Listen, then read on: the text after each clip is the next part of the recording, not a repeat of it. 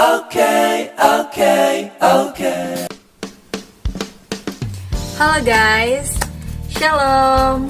Hari ini gue akan mendiskusikan atau tanya jawab bersama Pastor Johnny Gautama. Nah, pastinya kalian tuh punya beberapa pertanyaan yang mungkin gak sempet kalian tanyakan dan kalian gak tahu jawabannya. Nah, kalian gak usah khawatir, simak terus penjelasan dan tips-tips berikut ini ya.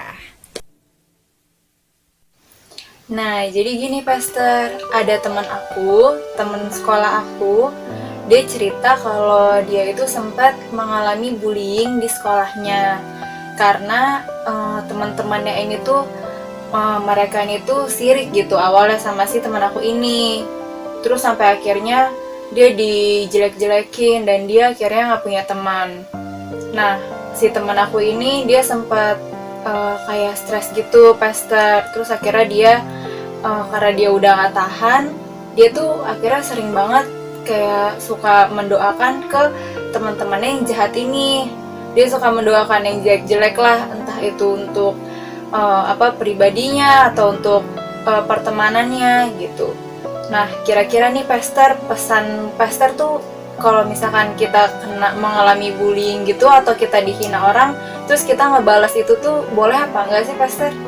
Mungkin Pastor ada pesan-pesannya untuk kita yang anak-anak muda yang suka mengalami itu, Pastor. Ya, jawaban saya ya tentang kalau seseorang mengalami bullying atau diejek yang berlebihan. Terus sebagai anak-anak Tuhan gimana, boleh nggak kita doakan aja yang jelek-jelek ya? Kita tidak diinginkan Tuhan untuk seperti begitu, sebab kan Tuhan menginginkan kita untuk menjadi saksi. Dan ada kata firman Tuhan juga bahwa kasihilah musuhmu, supaya kita tidak usahlah mendoakan yang jelek-jelek. Tetapi gimana kalau kita mengalami atau seseorang mengalami dilecehkan, dibully? Begini, bully itu kan artinya perkataan-perkataan atau bisa juga cara-cara lain merusak dilakukan oleh teman, oleh orang sekeliling. Jadi pribadi seseorang itu menjadi rusak. Terus gimana dong? Seperti pertanyaan tadi, menanggulanginya gimana? Kalau mendoakan yang jelek, tidaklah.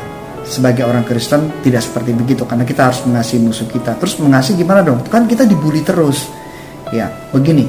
Langkah yang pertama, supaya sesuai dengan iman percaya kita, keyakinan kita di dalam Tuhan Yesus Kristus. Kita percaya bahwa ada kata-kata yang lebih baik daripada kata-kata yang membuli kita. Kata-kata yang mengatakan hal-hal yang jelek tentang kita, yaitu kata-kata yang baik adalah kata-kata firman Tuhan atau kata-kata Tuhan. Yang langkah pertama, pegang perkataan firman Tuhan, bahwa firman Tuhan berkata seperti begini di dalam Roma 5 ayat yang pertama. Sebab itu kita dibenarkan karena iman, kita hidup dalam damai sejahtera dengan Allah oleh karena Tuhan kita Yesus Kristus. Jadi kita dibenarkan. Kalau ada yang membuli, artinya kan mengatakan yang salah tentang kita, mengatakan yang tidak benar tentang kita. Lantas itu perkataan orang, bisa karena orang tidak suka, bisa karena hal-hal lain dalam hidup kita. Nah, kita mau percaya begini, kata Tuhan gimana? Kata firman Tuhan bagaimana? Nah, pegang itu kata firman Tuhan, perkataan firman Tuhan, yakin bahwa firman Tuhan berkata bahwa kita ini berharga, bahwa kalian berharga di mata Tuhan. Itu kata firman Tuhan, bahwa manusia berharga di mata Tuhan, kamu berharga di mata Tuhan. Itu kata firman Tuhan, jelas seperti itu ya. Yakinkan diri kita. Atau kalau kamu di rumah lihat di cermin, waktu bercermin bilang sama diri kamu sendiri, Aku berharga di mata Tuhan. Aku disayang Tuhan. Aku dibenarkan oleh Tuhan.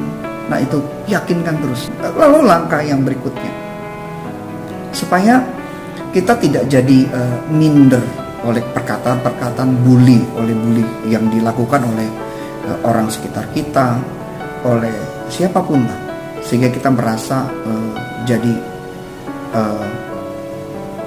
tidak percaya diri, jadi malu, minder. Tadi yang pertama saya katakan supaya kita percayai firman Tuhan. Yang berikutnya, Tuhan itu menerima saya apa adanya. Jadi kata firman Tuhan, Tuhan itu menerima apa adanya. Jadi apapun kita, Tuhan tidak mencela kita. Firman Tuhan katakan ya di dalam kitab Kolose 1 ayat 22. Sekarang kita didamaikan oleh Tuhan, diperdamaikan. Artinya tidak disalah-salahkan, tidak dijadikan musuh oleh Tuhan. Jadi Tuhan itu mengatakan kita sahabatnya, Tuhan itu mengatakan kita anaknya. Jadi kita diperdamaikan, kita tidak pernah dipersalahkan oleh Tuhan. Itu perkataan Tuhan. Perkataan Tuhan yang berikutnya bahwa supaya kata bully itu kan membuat kalian menjadi terintimidasi, membuat kalian menjadi suka nyalahkan diri sendiri, ya. Lalu perkataan firman Tuhan apa? Ya di dalam 1 Yohanes 4 ayat 10. Tuhan mengasihi kita. Allah mengasihi kita dengan mengutus Tuhan Yesus. Jadi karena Yohanes 3 ayat 16, karena begitu besar kasih Allah. Artinya bahwa saya tuh dikasihi sama Tuhan. Kalian disayang sama Tuhan. Tidak pernah Tuhan itu menyalahkan, memojokkan, menghimpit kalian dengan kata-katanya. Tidak, Tuhan mengasihi. Tuhan menerima kalian apa adanya. Nah, itu pandangan yang pertama tentang bagaimana kata Tuhan. Lalu yang berikutnya, langkah yang berikutnya, 1 Korintus 15 ayat 33 begini. Pergaulan yang buruk merusak kebiasaan yang baik. Lalu ada ayat firman Tuhan lagi begini di Mazmur 1 ayat 1 dan 2 ya.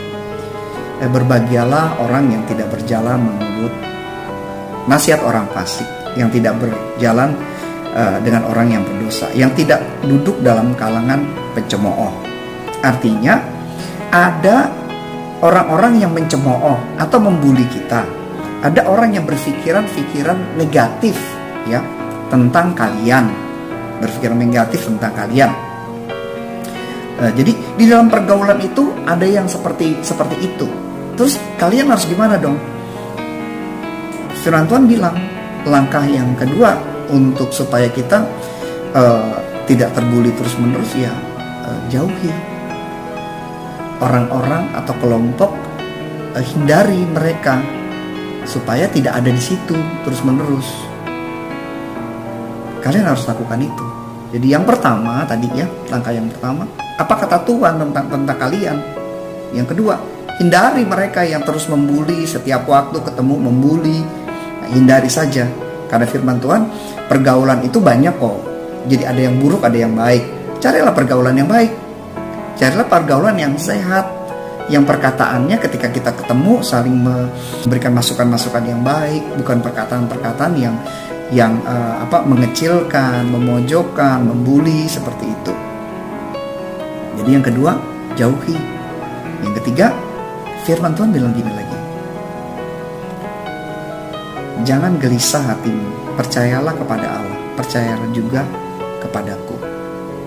Dalam Yohanes 15 ayat 13-14 nanti baca sendiri ya, biar lebih jelas di rumah baca Alkitab kalian semua.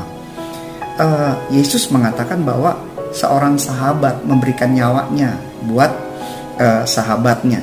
Itu Yesus. Yesus memberikan nyawanya untuk sahabat-sahabatnya, untuk kita. Kita dikatakan sahabat. Kita, kalian nggak bisa suruh diem orang yang membuli. Dia terus saja ngomong tentang kalian yang menurut apa yang mereka mau, sehingga kalian jadi merasa tidak nyaman ada di situ. Yang ketiga, sudah, kalau nggak bisa dibungkam, abaikan aja. Atau bahasa kalian, udah cuekin aja. Firman Tuhan juga bilang gitu. Kenapa hati kita jadi kesel? Kenapa hati kita jadi nggak nyaman, nggak mood, nggak enak, gelisah? Terus gimana dong? Berarti kan cuekin aja, abaikan aja perkataan-perkataan mereka. Yang menjadi sahabat kita Tuhan Yesus kok. Nah, jadi hal-hal itulah kalian lakukan untuk mendoakan yang jelek, untuk supaya berbalik kepada dia. Saya anjurkan untuk tidak dilakukan, karena itu tidak akan baik juga. Karena kita akhirnya menyalahi firman Tuhan. Karena firman Tuhan bilang kasihlah. Untuk kalian, pertama tadi, apa kata Tuhan tentang kita? Percayai itu. Yang kedua, cara yang kedua, jauhi mereka itu, ya. Yang ketiga, apalagi dong yang ketiga, pastor, supaya saya enggak terus-menerus dibully. Cuekin. Kalau dia ngomong tentang yang jelek-jelek, cuekin aja. Sudah, abaikan saja. Nah itu. Saya berdoa kalian menang atas semuanya ini. Tuhan sayang sama kalian, kalian berharga di mata Tuhan. Buat Tuhan, kalian itu hebat. Buat Tuhan, kalian itu istimewa. Saya berdoa, Tuhan menyertai, Tuhan melindungi kalian semua. God bless you.